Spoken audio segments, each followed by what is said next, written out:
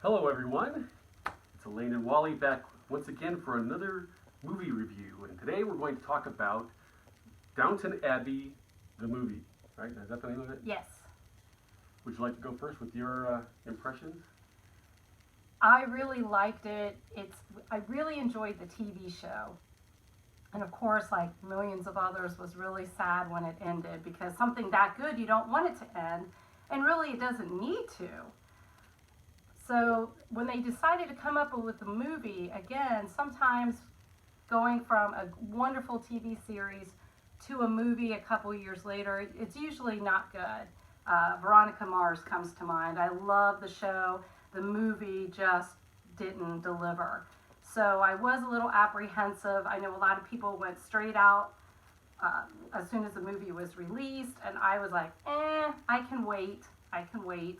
But I was really, really glad that the movie was just as good as the TV show.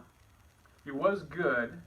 I enjoyed watching it. I enjoyed seeing everybody. I enjoyed all of the period stuff and all that sort of thing. But as I reflect on it, it's almost unnecessary. It really didn't take the story forward that much. But it really didn't, in my view, didn't advance the overall story very much. And I came away, although it was, again, it was enjoyable seeing everybody, and it was very well done. I didn't really get much out of it emotionally or story-wise.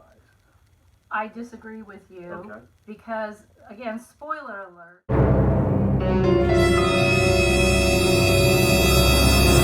I really believe that the movie sets up for future generations. They could even fast forward to the 30s, the 40s, the 50s, into present 21st century even. So I really did think, and I enjoyed the aspect of the story in the middle of the story, but I do see potential for future movies, for future television series. So I think that was well played by Julian Fellowes and everybody else involved in Downton Abbey. Yeah, he did a very good job of getting all the characters back, having an excuse to bring everybody back together. But I think that's the problem going forward, is he's going to have to pick and choose who he wants to focus on and who he's going to let go, at least temporarily, if not completely, because there's no reason to keep bringing all these people back together every 5 years, unless you have some sort of MacGuffin or something like that, like the Queen coming to visit or whatever. So I see that as a problem going forward in having these people 5 years from now tell us what's happened to them, and then have them go through something all together as a group again, and they move forward a little bit more in everybody's story. I don't know how you're going to work that. I don't think that having everybody, the original cast and the whole cast, will be necessary. But again, I don't know about you, but myself personally, I love cameos. I love it when I see a TV show or a movie and they have cameos and lots of them. And there's no reason why they wouldn't be able to do that. Just like the Marvel movies, they were able to get people together right before the movie was released to do extra scenes. So I am positive that they would be able to do the same with Downton Abbey. Yeah, I agree they could do that, but that's what I'm saying, is they're going to have to let some characters go, maybe have them as a cameo only, and just drop their whole storyline for the most part and focus on Mary and Branson and the Lord, and to exclusion of everybody else maybe, and really tell a really good, small, focused story is what I'm thinking. Because to try and bring Mrs. What's-Her-Face back and the old butler back and Mrs. What's-Her-Face? Mrs. Butterworth, whatever her name is.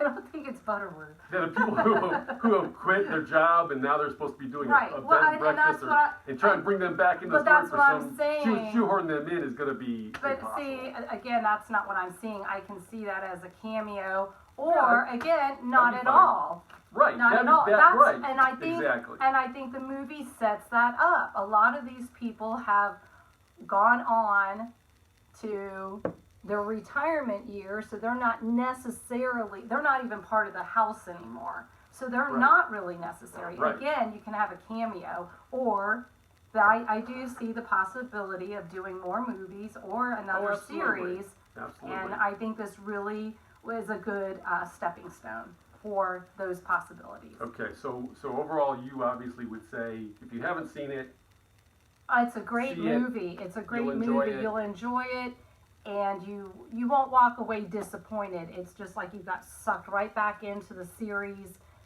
and it satisfies that missing part of you when the show ended. All Right, that okay. luxury and beauty. It's wonderful. If you like to indulge in era historical period programming, Downton Abbey will fit your bill. Okay, well, I recommend it as well. I just think you're going to not learn very much about this world or what's going on with these people in any real significant way, to my way of thinking. You have to wait for the next movie to really sink your teeth into something real juicy, is my point of view on it.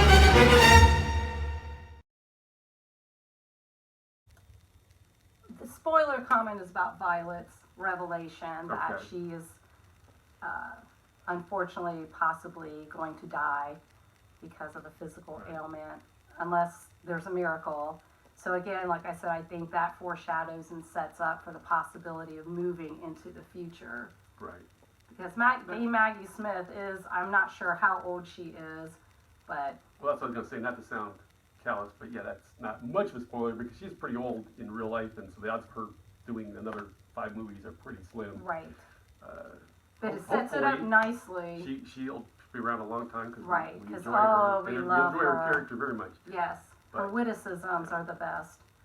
Yeah, I can't think of any spoilers other than the one I mentioned about Branson meeting a woman, but they didn't advance that very far. No, just sort of- it's a seed. I think a Yeah. lot of seeds were sown in this movie. Right. And if it never goes forward, you're not missing out because there's the possibility. Right, and that's the problem I guess I have with this movie is that it's more of a setup. It's not really a movie unto itself. It's more of a setup about what we're going to do maybe in the future with these people. Well, again, I don't agree with you because I think it's a movie on its own. I like the idea of the Queen and King coming there to show the difference between the royal household staff and the staff of Downton Abbey, and that's a spoiler, is all the conflict these two groups have wanting to represent their households. I thought that was really good how they showed that because they're all servants, but it's like, well, like the French chef. That was hilarious about the French chef and Mrs. Padmore saying, my cooking's just as good to serve to the king as it is yours. And Mosley all excited about wanting to serve and then being told, no, you're not. Nobody's going to do anything. So I thought that was a great story to share because they never had anything like that before. Right. Okay. All right. Well, Different strokes for different folks. I guess that's all we have to say about this movie. Anything I else? think so. That's it. I really liked it. I really liked it. I'm glad I saw it. I guess then that's all we have for you this time around. Please we look forward to seeing you again, hopefully, and keep an eye out for more movie reviews coming at you. And we'll see you